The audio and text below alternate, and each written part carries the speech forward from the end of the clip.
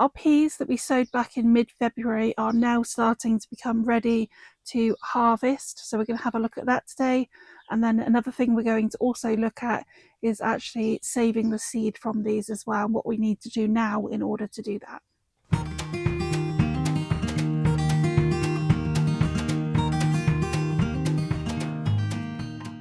So I've just popped one pod off of the eating pea variety that I have. So these are for podding, and the probably main thing that most people will do with these is actually snack on them in the garden. So if you just break the top, then you should be able to pull it down, and that gives it like a little zip almost, and that will help you just harvest those peas. Peas from the garden are really sweet and beautiful and delicious. So do try them raw if you haven't done so before, and enjoy snacking on them in the garden as well. And kids love them like this. Now I've munched on those, let's go and have a look at how the plants are looking outside. So these are the peas here that we planted up together.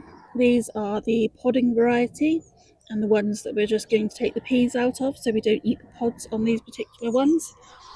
And then over here we have the sugar snap varieties that the pods are eaten of, as well as the smaller forming peas that are inside. And then if you've got a Monge 2 variety, they will be looking very similar to this, but usually you harvest them when they're that little bit flatter. So more like this one up here, that would be ready to harvest as a Monge 2.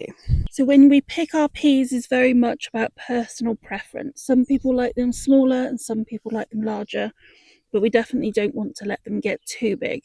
So when we find a pod that is looking pretty sturdy and looking quite fat, give it a little bit of a squeeze. If it has too much give, it's likely not quite ready yet, but do try them and decide whether or not that's the point at which you like them.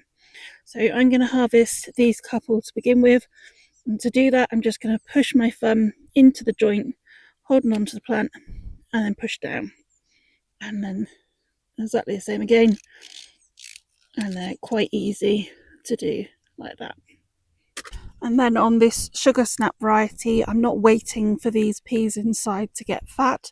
We're just literally waiting them to get to the sort of size that you want to normally harvest them at and you're happy with.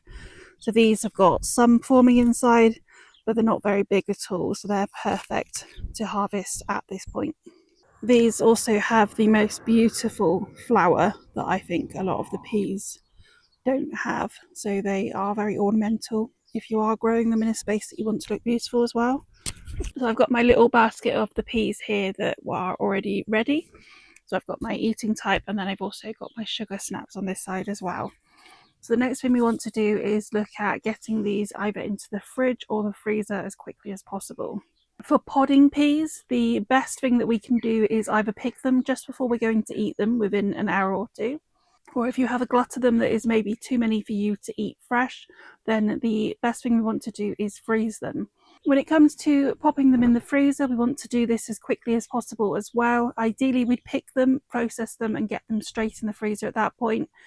If you can't do it immediately, then really we want to be doing these within 12 hours, and we want to pop them in the fridge while they wait, and they don't want to be sat somewhere warm. The recommended way in order to freeze them is actually to par cook them first. So this is only popping them in boiling water for 1.5 minutes after you've podded them, then popping them from there into ice cold water. From the ice cold water, you want to put them onto a tea towel or something that's going to allow them to dry. As soon as they're dry, you're going to pop them into a tray where you're going to keep them in the freezer in an open pan, and then you're going to flash freeze until you're able to put them into a bag, and then they are just going to be exactly like the peas that we buy in the supermarket. I find that just taking the raw peas and putting them straight into the freezer like that is absolutely fine for us, but we do like them really very al dente compared to a lot of people, so play around with it and see which one you prefer.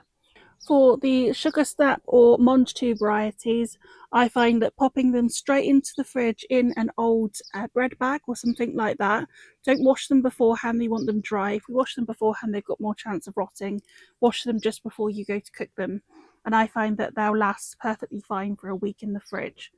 If you want to freeze them and therefore have a longer supply of them, then once again, I find that they're absolutely fine just being chopped up into the size that we want them and popped in raw. If you want to pre-boil yours, then the recommended cooking time for these is just 3 minutes. And then from there, we're going to do exactly the same: ice water, dry them, and then pop them in the freezer and then into freezer bags once you have flash freeze them. When it comes to seed saving, peas are actually one of the easiest things that we can save seeds from. We do, however, want to save these seeds from the earlier sowing rather than the sowing of any that we're going to make in July. This is just going to give them longer to dry on the plant, which is going to give us a better quality of seed when it comes to hanging them up later on. If you were doing this in order to have loads and loads of seeds, then you'd have one designated area where you're going to allow them all to run to seed, and you're not going to pick any fresh. However, for us, if we're just looking for enough seed for our next year's supply, then what we can usually do is just leave some pods that are either too big when you've come to find them, and they're a little bit tough by the time you would harvest them, so you're going to leave them on the plant. Or maybe you've got areas that aren't as easy to access, or you just miss them without even realizing that you have. Another option is to leave a section of your support, which would hopefully be roughly one plant, and let that be the one that you're going to save these seeds from. When it comes to the end of the season, we will have a look at how we can actually harvest the peas for drying and continue drying them if they haven't dried on the plant as well. So do keep an eye on later videos for that if that's one of the things you want to do.